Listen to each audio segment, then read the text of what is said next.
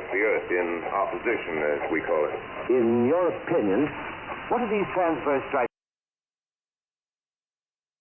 signify, Professor? Not canals, I can assure you, Mr. Phillips. See. Although that's the popular conjecture of those who imagine Mars to be inhabited. From a scientific viewpoint, the stripes are merely the result of atmospheric conditions peculiar to the planet. Then you're quite convinced, as a scientist, that living intelligence as we know it does not exist on Mars? I'd say the chances against it are 1,000 to 1. And yet, how do you account for these gas eruptions occurring on the surface of the planet at regular intervals? Phillips, I cannot account for them. By the way, Professor, for the benefit of our listeners, how far is Mars from the Earth? Approximately 40 million miles. Well, that seems a safe enough distance. Just a moment, ladies and gentlemen. Someone has just handed Professor Pearson a message. While he reads it, let me remind you that we are speaking to you from the observatory in Princeton, New Jersey, where we are interviewing the world-famous astronomer, Professor Pearson. One moment, please. Professor Pearson has passed me a message which he has just received. Professor, may I read the message to the listening audience? Certainly. Ladies and gentlemen, I shall read you a wire addressed to Professor Pearson from Dr. Gray of the Natural History Museum, New York. Quote, at 9:15 p.m. Eastern Standard Time, seismograph registered shock of almost earthquake intensity occurring within a radius of 20 miles of Princeton. Please investigate. Signed, Lloyd Gray, Chief of Astronomical Division. Unquote. Professor Pearson, could this occurrence possibly have something to do with the disturbances observed on the planet Mars? Hardly, Mr. Phillips. This is probably a meteorite of unusual size, and its arrival at this particular time is merely a coincidence. However, we shall conduct a search as soon as daylight permits. Thank you, Professor. Ladies and gentlemen, for the past 10 minutes, we've been speaking to you from the observatory of Princeton, bringing you a special interview with Professor Pearson, noted astronomer. This is Carl Phillips speaking. We are returning you now to our New York studio.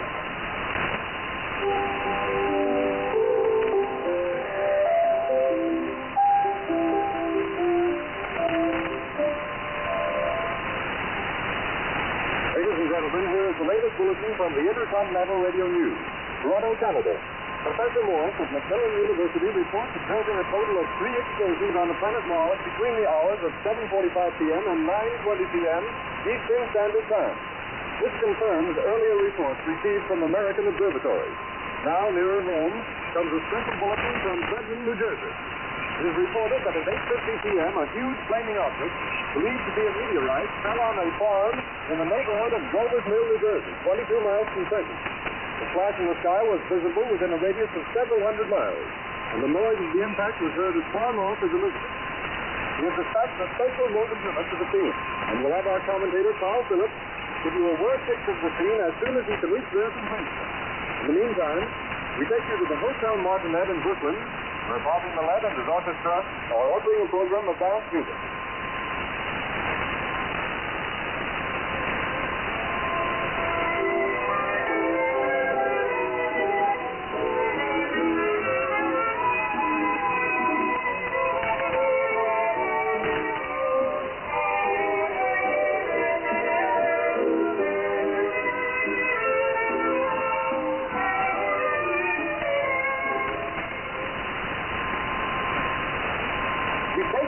To Grover's Mill, New Jersey.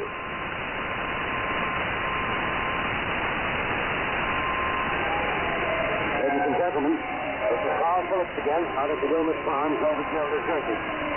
Professor Pearson and myself made the 11 miles from Princeton in 10 minutes. Well, I hardly know where to begin. Painting your word picture of a strange scene before my eyes, like something out of a modern Arabian night. Well, I just got here. I haven't had a chance to look around yet. I guess that's it. Yes, I guess that's the thing directly in front of me. Half buried in a vast pit. Must have struck with terrific force. The ground is covered with splinters of a tree. It must have struck on its way down. But I can see the object itself doesn't look very much like a meteor. At least not the meteors I've seen. It looks more like a huge cylinder. Has a diameter of, what would you say, Professor Pearson? What's that? What would you say, what's the diameter of this? About 30 yards. About 30 yards. The metal on the sheet is, well, I've never seen anything like it. The color is sort of yellowish white. This curious Spectators now are pressing close to the object in spite of the efforts of the police to keep them back. Getting in front of my line of figures. Would you mind standing one side, please? While the police pushing the crowd back. Here's Mr. Wilmot, owner of the farm here. He may have some interesting facts to add. Mr. Wilmot, would you please tell the radio audience as much as you remember of this rather unusual visitor that dropped in your backyard? Step closer, please. Ladies and gentlemen, this is Mr. Wilmot. I was listening to the radio. Closer and louder, please. Pardon? Louder, please, closer. Yes. I was listening to the radio and kind of drowsy. A professor fellow was talking about Mars, so I was half dozing and half... Yes, Mr. Wilmot, and then what happened? Well, as I was saying, I was listening to the radio kind of halfway. Yes, Mr. Wilmot, and then you saw something. Well, not first off. I heard something. And what did you hear? A hissing sound like this. Kind of like 4th of July rockets. Yes, then what? I turned my head out the window and would have sworn I was asleep and dreaming. Yes? I seen a kind of greenish streak and then bingo. Something smacked the ground. Knocked me clear out of my chair. Well, were you frightened, Mr. Wilmot? Well, I ain't quite sure. I reckon I was kind of riled. Well, thank you, Mr. Wilmot. Thank you very much. You want me to tell That's somebody? all right. That's plenty. Ladies and gentlemen, you've just heard Mr. Wilmot, owner of the farm where this thing has fallen.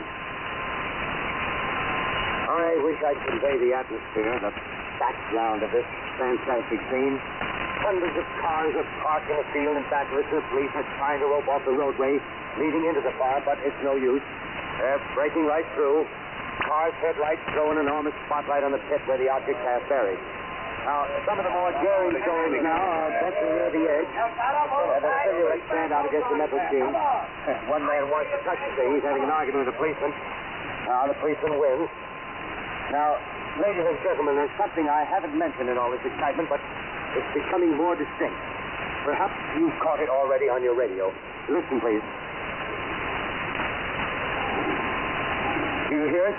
It's a curious humming sound that seems to come from inside the object. I'll move the microphone nearer. Here. Now, we're not more than 25 feet away. Can you hear it now? Professor Pearson. Yes, Mr. Can you tell us the meaning of that scraping noise inside the thing? Possibly the unequal cooling of its surface. I see. Do you still think it's a meteor, Professor? What do you think? The metal casing is definitely extraterrestrial. Not found on this Earth. Friction with the Earth's atmosphere usually tears holes in a meteorite. This thing is smooth and you can see a cylindrical shape. Something's happening. Ladies and gentlemen, this is terrific. This end of the thing is beginning to flake off. The top is beginning to rotate like a screw, and this thing must be hollow. Move it!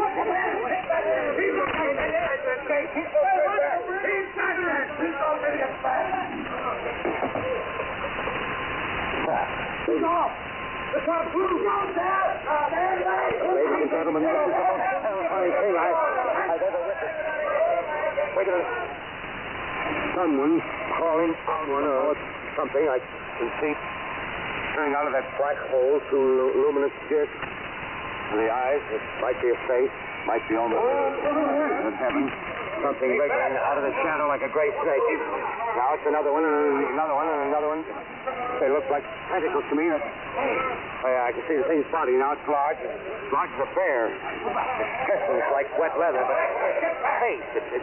Ladies and gentlemen, it's indescribable. I can hardly force myself to keep looking at it. It's so awful. Its eyes are black and they gleam like a serpent. The mouth is a kind of V-shape with saliva dripping from its rimless lips and seem to quiver, pulsate, and the monster, whatever it is, can hardly move. It seems weighed down by possibly gravity or something. The thing's rising up now, and the crowd falls back. It seems plenty that it's not very experienced, ladies and gentlemen. I can't find words.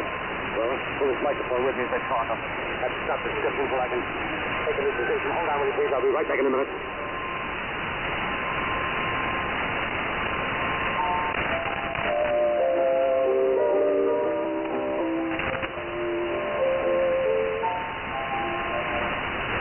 We are bringing you an eyewitness account of what's happening on the Wilmus Farm, Groversville, New Jersey.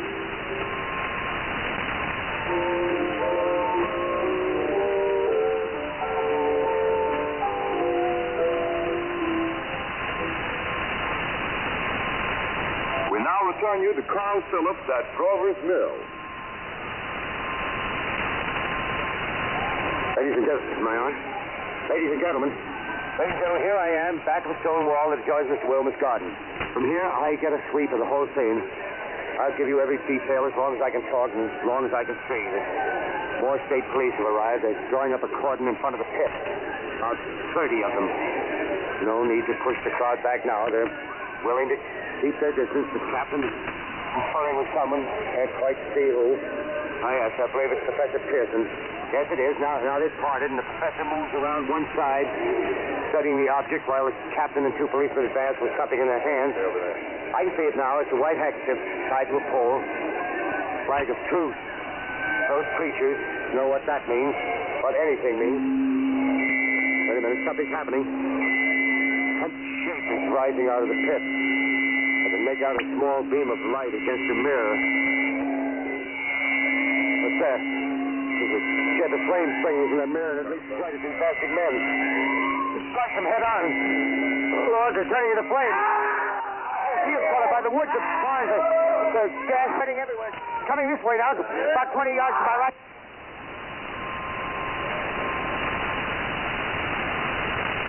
Ladies and gentlemen, due to circumstances beyond our control, we are unable to continue the broadcast from Grover's Mill. Evidently, there's some difficulty with our field transmission. However, we will return to that point at the earliest opportunity. In the meantime, we have a late bulletin from San Diego, California. Professor Indelkoffer, speaking at the dinner of the California Astronomical Society, expressed the opinion that the explosions on Mars are undoubtedly nothing more than severe volcanic disturbances on the surface of the planet. We continue now with our piano interlude.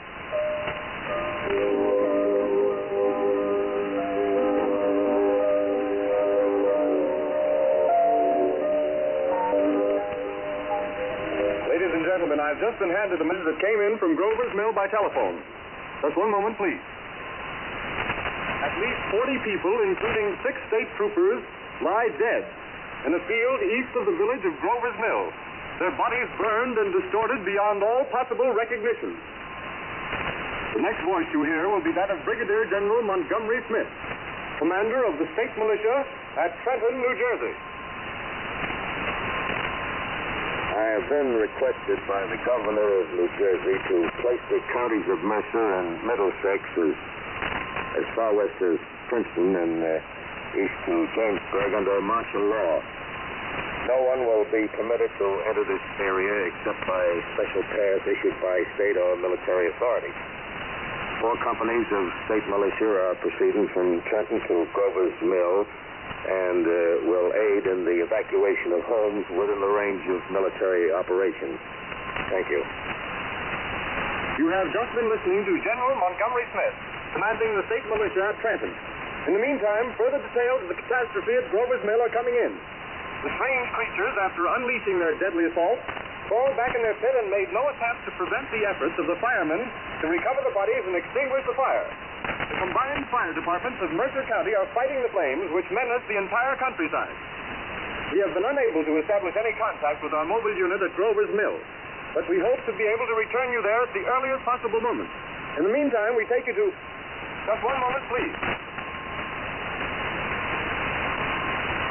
Ladies and gentlemen, I have just been informed that we have finally established communication with an eyewitness of the tragedy.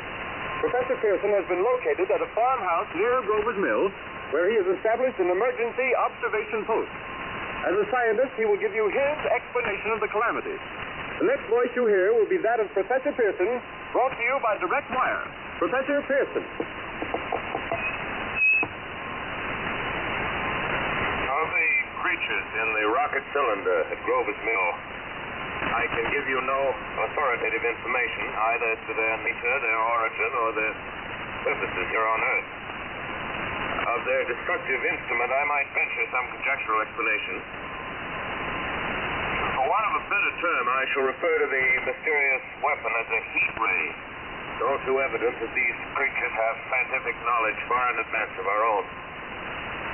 It is my guess that in some way they are able to generate an intense heat in a chamber practically absolute non-conductivity.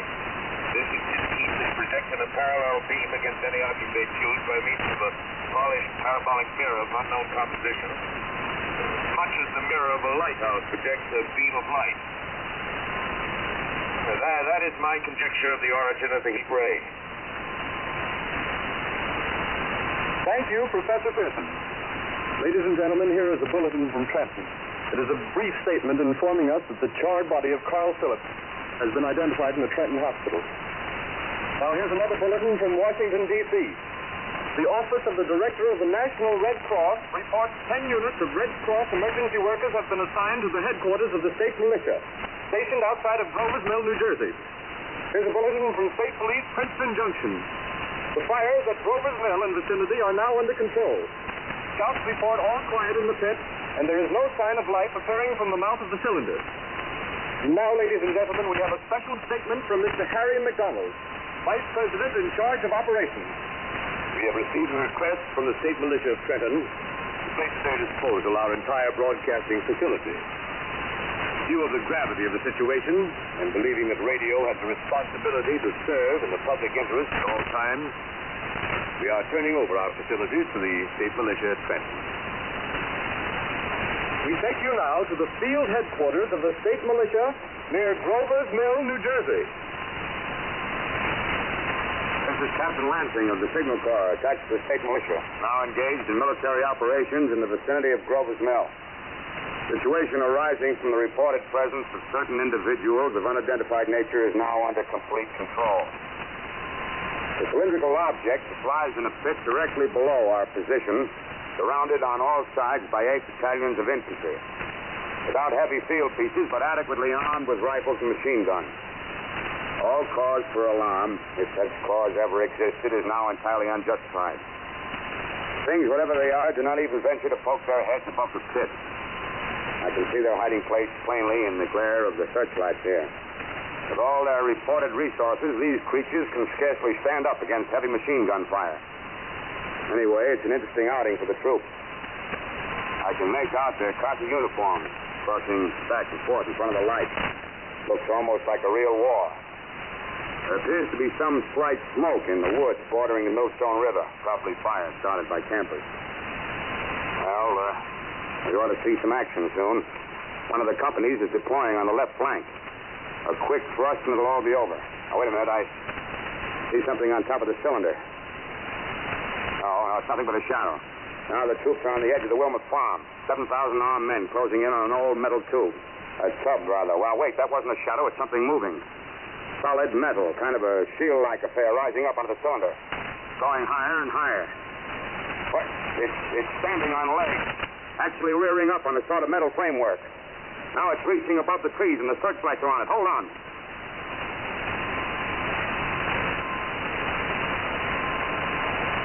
Ladies and gentlemen, I have a grave announcement to make. Incredible as it may seem, both the observations of science and the evidence of our eyes lead to the inescapable assumption that those strange beings who landed in the Jersey farmlands tonight are the vanguard of an invading army from the planet Mars. The battle which took place tonight at Grover's Mill, the invaders from Mars.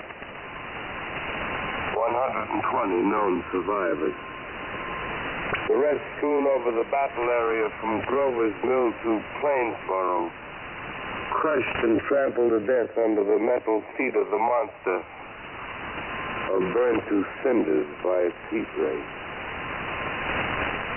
The monster is now in control of the middle section of New Jersey and has effectively cut the state through its center.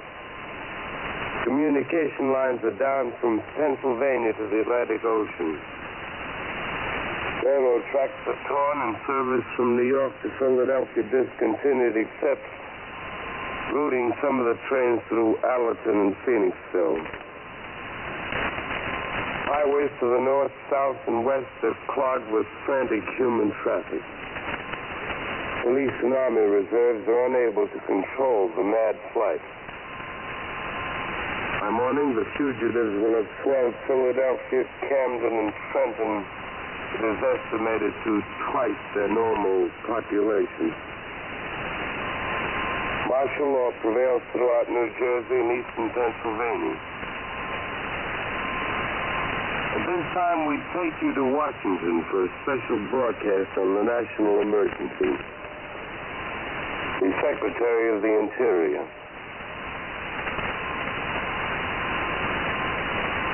Citizens of the nation, I shall not try to conceal the gravity of the situation that confronts the country, nor the concern of your government in protecting the lives and property of its people.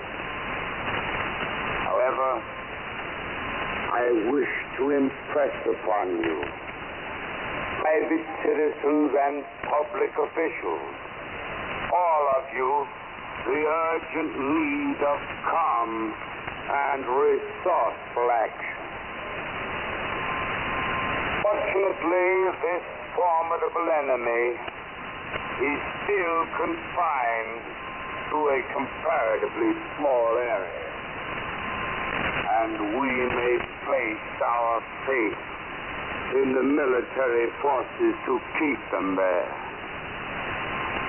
In the meantime, placing our faith in God, we must continue the performance of our duties, each and every one of us, so that we may confront this destructive adversary with a nation united, courageous, and consecrated to the preservation of human supremacy on this earth. I thank you. You have just heard the Secretary of the Interior speaking from Washington. Bulletins too numerous to read are piling up in the studio here. We're informed that the central portion of New Jersey is blacked out from radio communication due to the effect of the heat ray upon power lines and electrical equipment. Here's a special bulletin in New York. Cables have been received from English, French, and German scientific bodies offering assistance. Astronomers report continued gas outbursts at regular intervals on the planet Mars. The majority voiced the opinion that the enemy will be reinforced by additional rocket machines. There have been several attempts made to locate Professor Pearson of Princeton, who has observed Martians at close range. It is feared he was lost in the recent battle. Langham Field, Virginia. Scouting planes report 3 Martian machines visible above treetops, moving north toward Somerville with population fleeing ahead of them. The heat ray is not in use, although advancing at express train speed, invaders pick their way carefully. They seem to be making a conscious effort to avoid destruction of cities and countryside. However, they stop to uproot power lines, bridges, and railroad tracks. Their apparent objective is to crush resistance, paralyze communication, and disorganize human society. Here is a bulletin from Basking Ridge, New Jersey. Coon hunters have stumbled on a second cylinder similar to the first, embedded in the Great Swamp 20 miles south of Morristown. Army field pieces are proceeding from Newark to blow up the second invading unit before the cylinder can be opened in the fighting machine rig. They're taking up a position in the foothills of Washington Mountain. Another bulletin from Langham Field, Virginia. Scouting planes with enemy machine now 3 in number, increasing speed northward, keeping off houses and trees in their evident haste to form a conjunction with their allies south of Morristown. Machines also sighted by telephone operator east of Middlesex within 10 miles of Plainfield. Here's a bulletin from Winston-Salem, Long Island. A fleet of Army bombers carrying heavy explosives flying north in pursuit of enemies. Scouting planes act as guides. They keep the speeding enemy in sight. Just a moment, please, ladies and gentlemen. We've run special wires to the artillery line and adjacent villages to give you direct reports from the zone of the advancing enemy. First, we take you to the battery of the 22nd Field Artillery, located in the Watchung Mountains. Range 32 meters. 32 meters. Section 39 degrees. 39 degrees. Fire.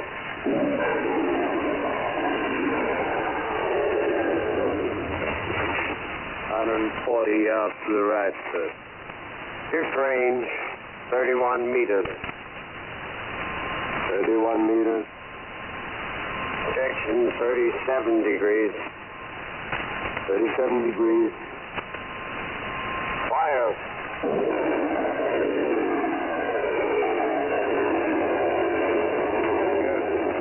Hit, sir.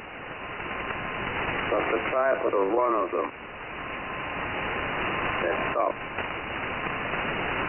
The others are trying to repair it. Get the range. 30 meters. 20 meters. Projection 27 degrees. 27 degrees. Fire.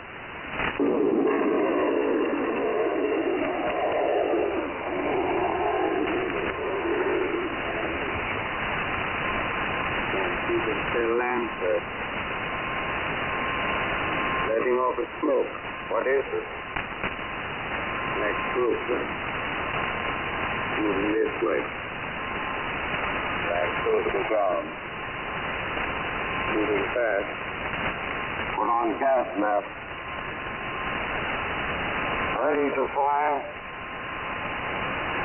Shift to 24 meters.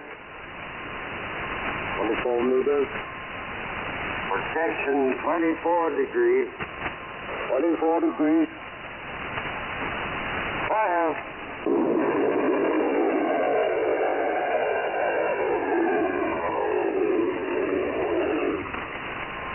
You can't see, sir.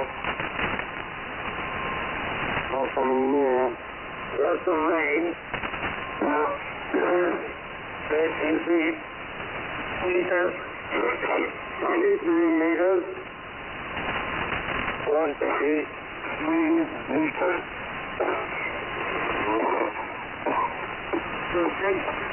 22.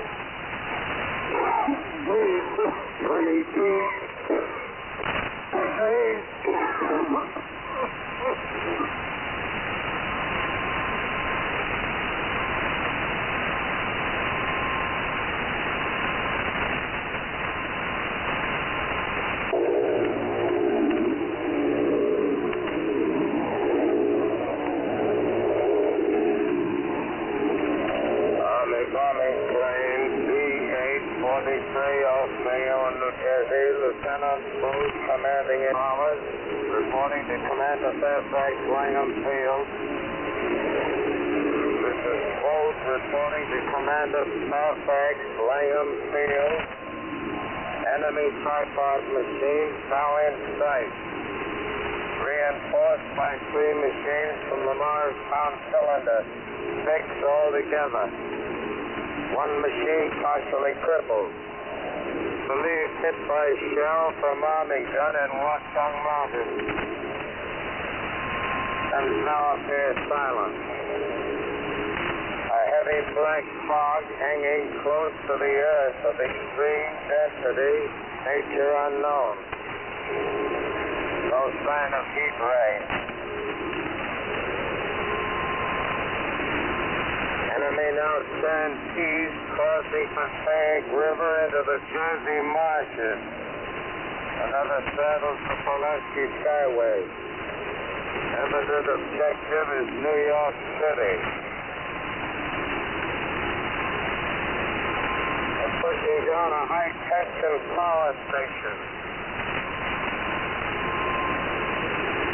Teams are close together now, and we're ready to attack. Planes circling, ready to strike.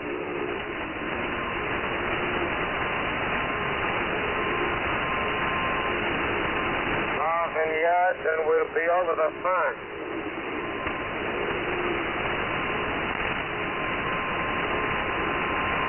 600 yards.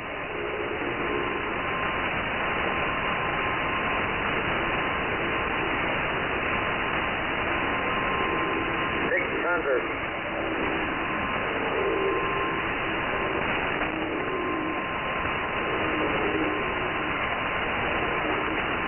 400.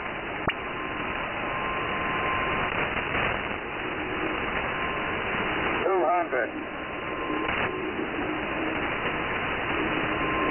There they go. Flat outways. Green flash. They're spraying us with flame. 2,000 feet. Engines are giving out. No chance to release bombs. Only one thing left. Drop on the plane and all.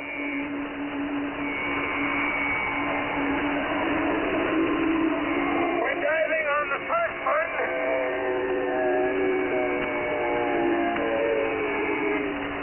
Now the engine's gone. Hey.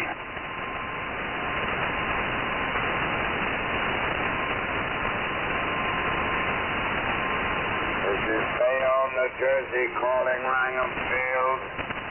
This is Bayonne, New Jersey, calling Langham Field. Come in, please. Langham Field. Go ahead.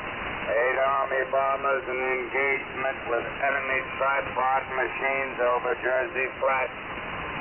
Engines incapacitated by heat ray. All crashed. One enemy machine destroyed. Enemy now discharging heavy black smoke in direction of...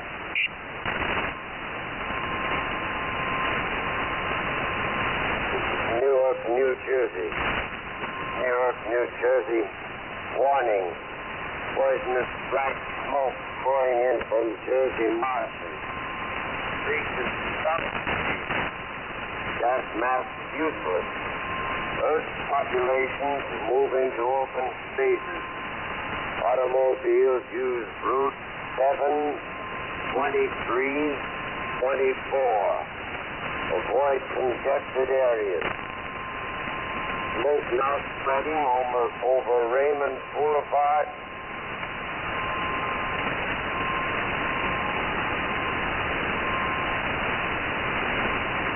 To well calling CQ, to X to well calling CQ, to X to well calling 8X3R, come in please. This is 8X3R coming back at 2X2L.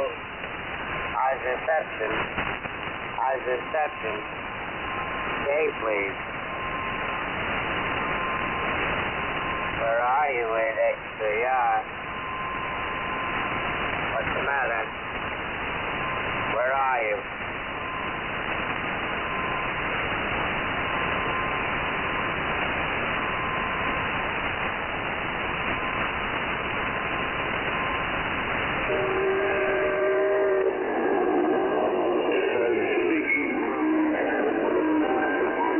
The broadcasting building. I'm speaking from the roof of broadcasting building. New York City, the bells you hear are ringing to warn people to evacuate the city as Martians approach. Estimated in the last 2 hours, 3 million people have moved out along the road to the north. Mississippi River Parkway still kept open for motor traffic. Floyd Bridges Island hopelessly jammed. All communication with Jersey Shore closed 10 minutes ago. No more defenses. Our army is wiped out. Artillery, Air Force, everything wiped out. This may be the last broadcast. We'll stay here to the end. service here below us. The cathedral. Now I look down the harbor. All manner of boats. Overloaded with fleeing population pulling out from docks. Streets are all jammed. Noise and crowds like New Year's Eve in city. Wait a minute. The enemy's now in sight above the palisade.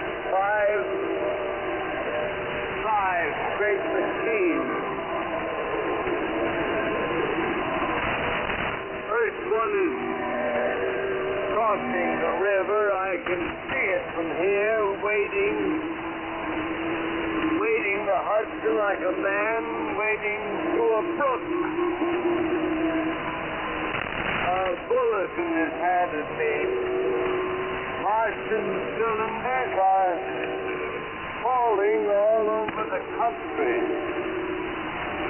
One outside of Buffalo, one in Chicago, St. Louis.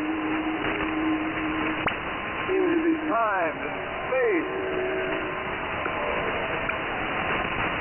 Now the first machine reaches the shore. He stands watching, looking over the city. Cowley's head is even with the skyscrapers. He waits for the others. They rise like a line of new towers on the city's west side. Now they're lifting their metal hands. This is the end now. Smoke comes out. Black smoke drifting over the city. People in the streets see it now.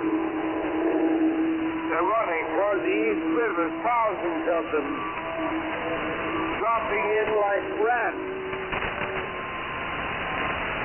Now the smoke spreading faster. It reaches Times Square. People are trying to run away from it, but it's no use. They're falling like flies. Now the smoke crossing 6th Avenue.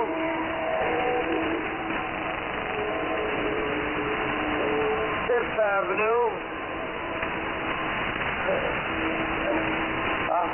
100 yards away.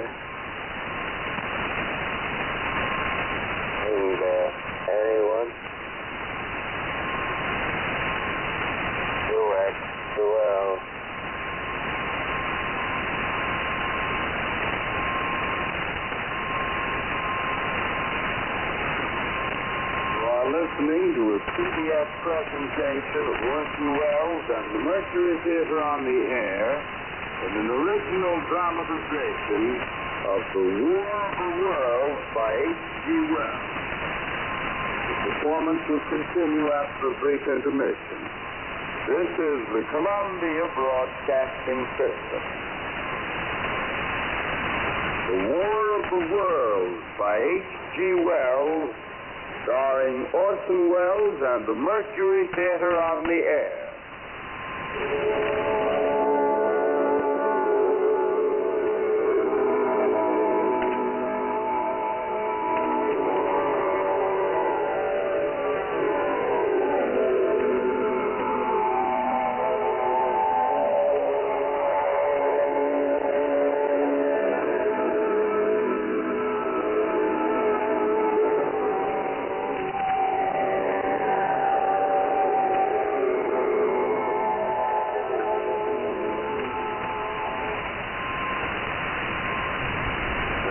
Set down these notes on paper.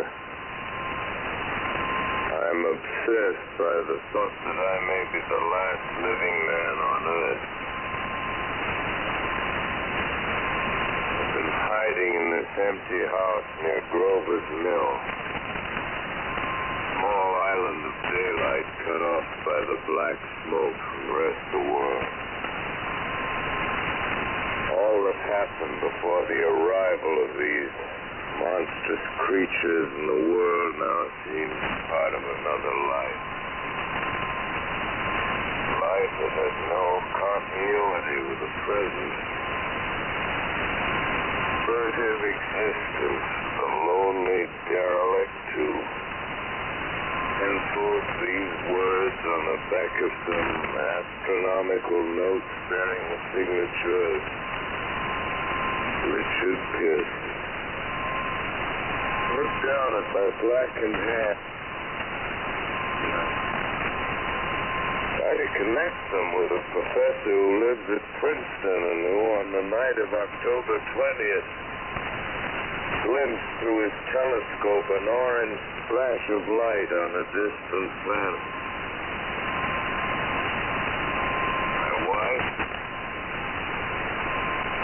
my colleagues, my students, my books, my observatory.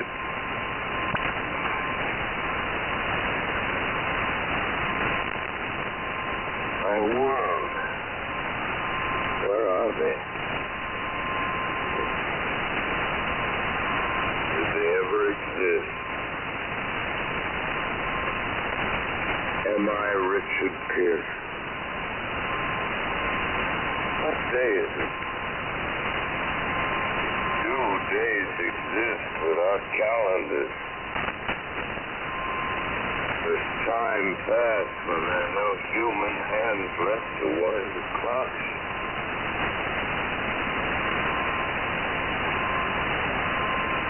Writing down my daily life, I tell myself I shall preserve human history between the dark covers of this little book that was meant to record the movements of the stars. Right, I must live, and to live I must eat. Our molded bread in the kitchen, an orange, not too spoiled to swallow. Watch the window. Time to time I catch sight of a marshal above the black smoke. Smoke still holds the house in its black coil, but there's a clicking sound, and suddenly I see a marshal mounted on his machine, spraying the air with a jet of steam as if to dissipate the smoke. I watch in the corner as this huge metal leg nearly brush against the house. Toasted by terror, fall asleep. Morning. Morning.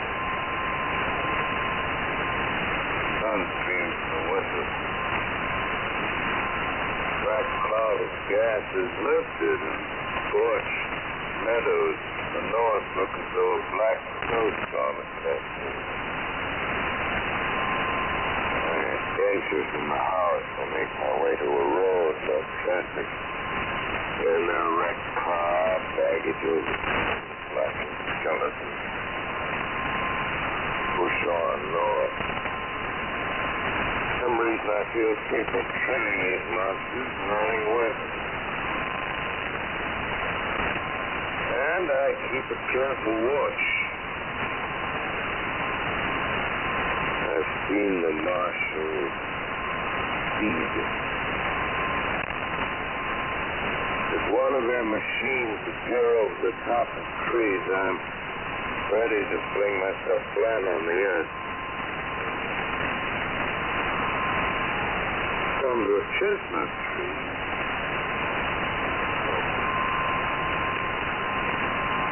That's all right. Well, that's not to keep in mind. 2 days I've wandered vague, motherly directions through a desolate world. Finally, I noticed a living creature. A small red squirrel in a beech tree. I stared at him and wondered. He stared back at me. I believe at that moment the animal and I shared the same emotion. Joy of finding another living being. Push on north, I find dead cows in a brackish field beyond the charred ruins of a serrated silo. Things standing guard over the wasteland like a lighthouse. This is the Tried the silo, purchased a weathercock, the arrow points north. North. Next day I come to a city. City vaguely familiar in its contours, yet its buildings strangely dwarfed and leveled off as if a giant had sliced off its highest stars with a capricious sweep of its hand. I reached the outskirts and found Newark. Newark, undemolished but humbled by some whim of the advancing marshals. Presently, with an odd feeling of being watched, I caught sight of something crouching in the doorway. I made a step towards it. Rose up and became a man. A man armed with a large knife.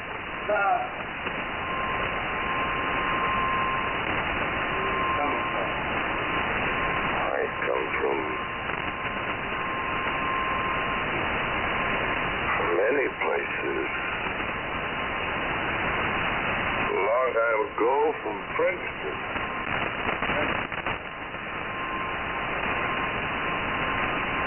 Grover's Mill, yes. Grover's Mill.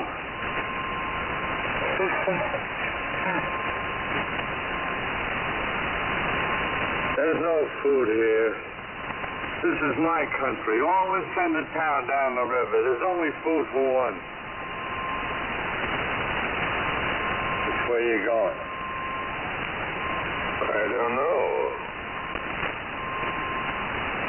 I guess I'm looking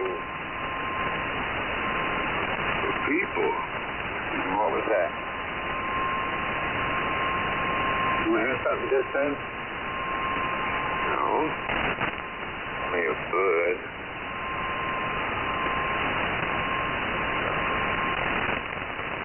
A live bird.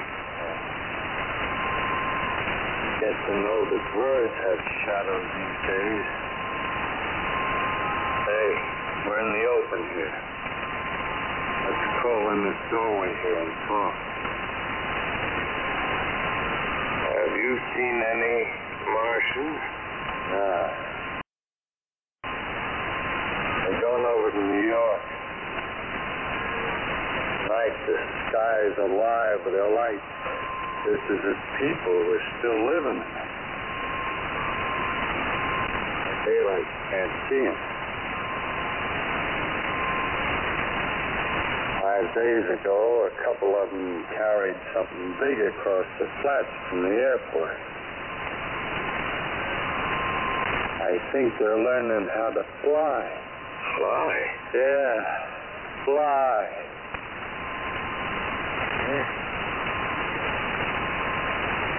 Then it's all over with humanity. Stranger, there's still you and I. 2 of us left.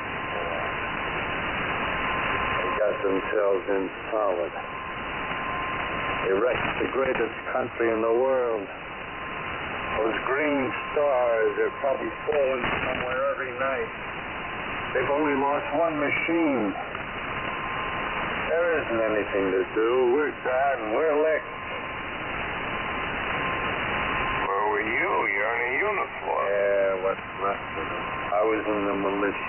National Guard. That's good. There wasn't any war.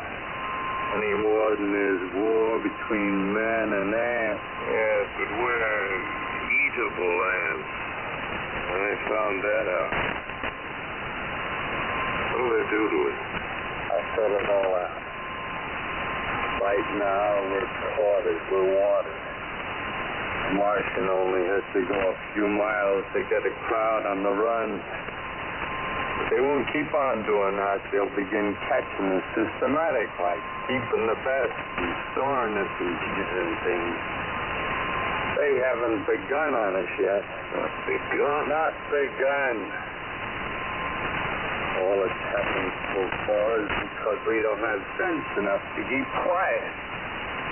Bothering them with guns and such stuff and losing our heads and rushing off in crowds. Instead of our rushing around blind, we gotta fix ourselves up. Fix ourselves up according to the way things are now.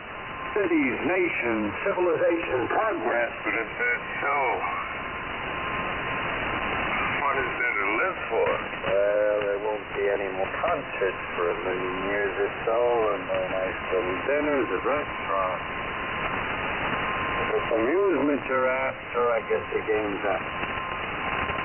What is there left? Life, that's what. I want to live. Yeah, and so do you. We're not going to be exterminated. And I don't mean to be caught either. Tamed, fattened, and bred like an ox.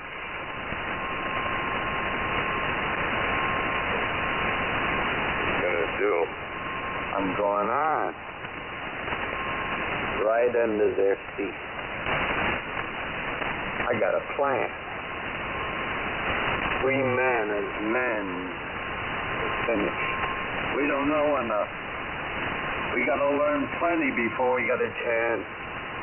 We've got to live and keep free what we learn, see? I thought it all out, see?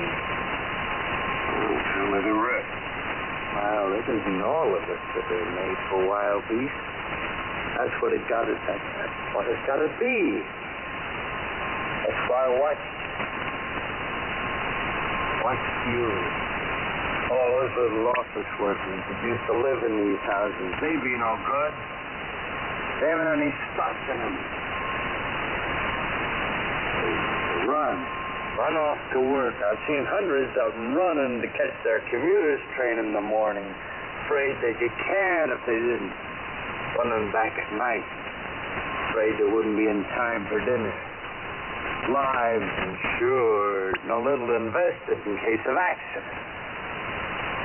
Yeah, and on Sundays, worried about the hereafter. The Martians, they'll be a godsend for those guys. Nice roomy cages, Good food, careful breeding, no worries. Yeah, after a week or so of chasing around the fields on empty stomachs, they'll come and be glad to be caught. You've thought it all out, haven't you? Sure, you bet I have. That isn't all. These Martians are going to make pets.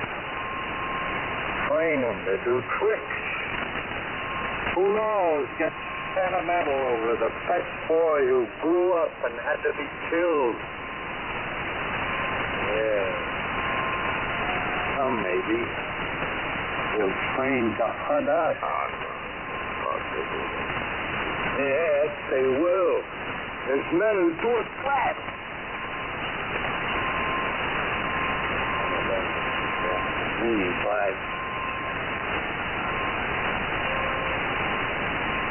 Meantime, you and I and others like it. Where are we to live when the Martians own the Earth? I got it all figured out. To live underground. I've been thinking about the sewers. Under New York, there are miles and miles of them. The main ones are big enough for anybody. And there's cellars, vaults, underground storerooms, railway tunnels, subways. Didn't see that. They got a bunch of strong men together. No weakness. That rubbish, out.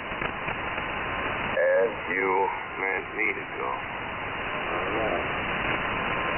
Give you a chance. Won't quarrel about that. Go on. You gotta make safe places for us to stay in. With all the books we have. Science books. That's where men like you come in, see? We raid the museums.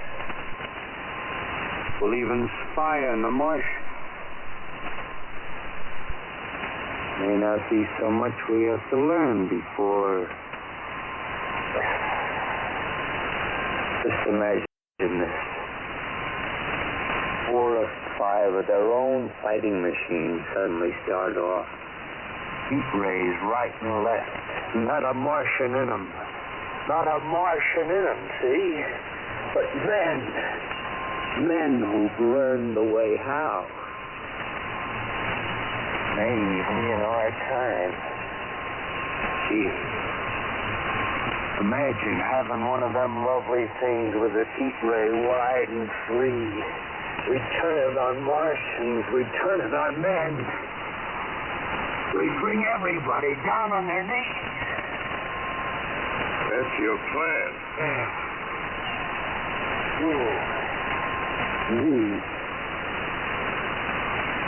More. He's on the world. I see. Hey. What's the matter? Going.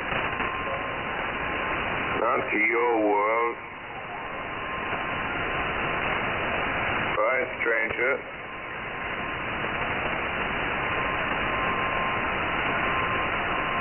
Well, after parting with the artilleryman, I came at last to Holland Tunnel. Entered that silent tube. Anxious to know the fate of the great city on the other side of the Hudson. Cautiously, I came out tunnel and made my way up Canal Street. Reached 14th Street, and there again was black powder and several bodies and an evil, ominous smell from the gratings of the cellars of some of the houses. I wandered up through the 30s and 40s. Stood alone on Times Square. Caught sight of a lean dog running down 7th Avenue with a piece of dark brown meat in his jaws. Pack of starving mongrels at his heels. Made a wide circle around me as though he feared I might prove a fresh competitor. Walked up Broadway in the direction of that strange powder, that silent shop windows, displaying their mute wares to empty sidewalks. Past the Capitol Theater, silent, dark. Past the shooting gallery where a row of empty guns face an arrested line of wooden ducks. Near Columbus Circle, I noticed models of 1939 motor cars in the showrooms facing empty streets. Over the top of the General Motors building, I watched a flock of black birds circling in the sky. Right on. Suddenly, I caught sight of the hood of a Martian machine, standing somewhere in Central Park, gleaming in the late afternoon sun. Insane idea. I rushed recklessly across Columbus Circle and into the park. I climbed a small hill above the pond at 60th Street, and from there I could see standing in a silent row along the mall 19 of those great metal Titans, their cowls empty, their steel arms hanging listlessly by their sides. I looked in vain for the monsters that inhabit those machines.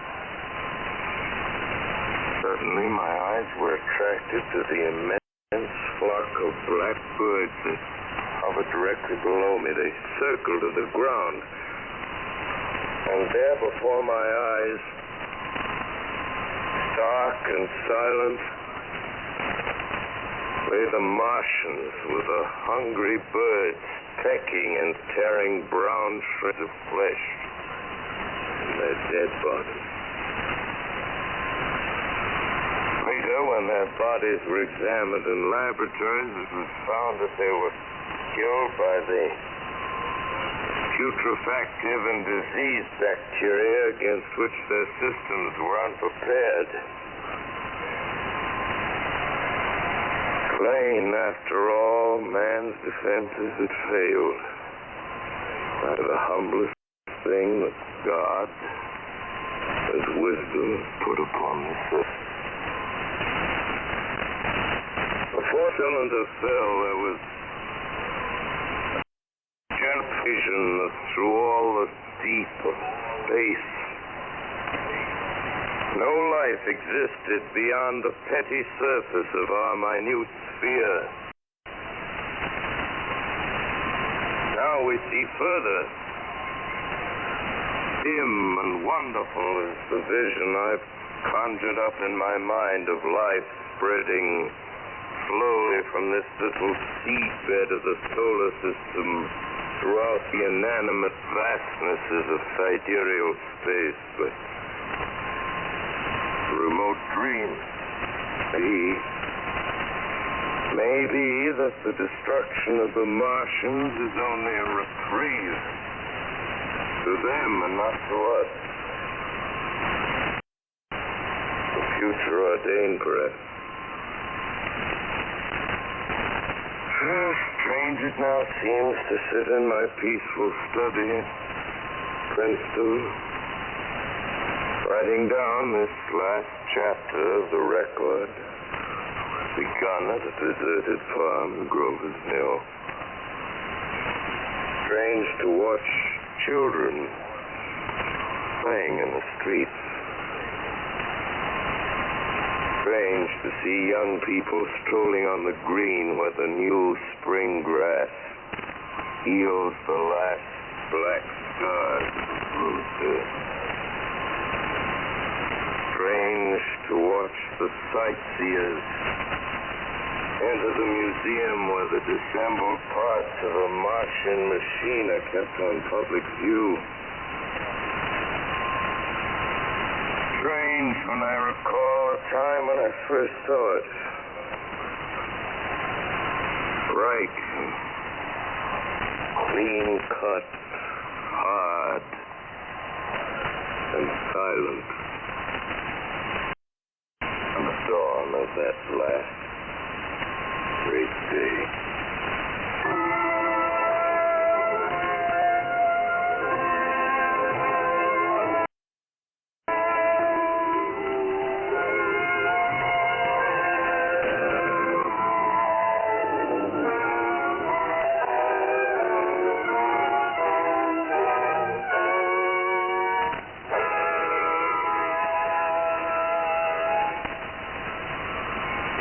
This is Orson Welles.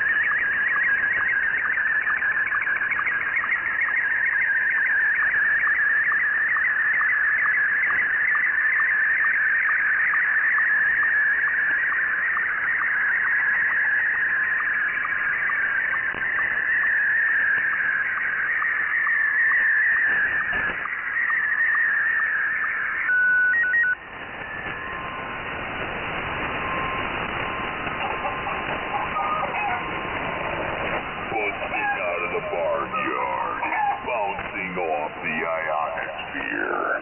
You're tuned to Thunder Chicken Radio.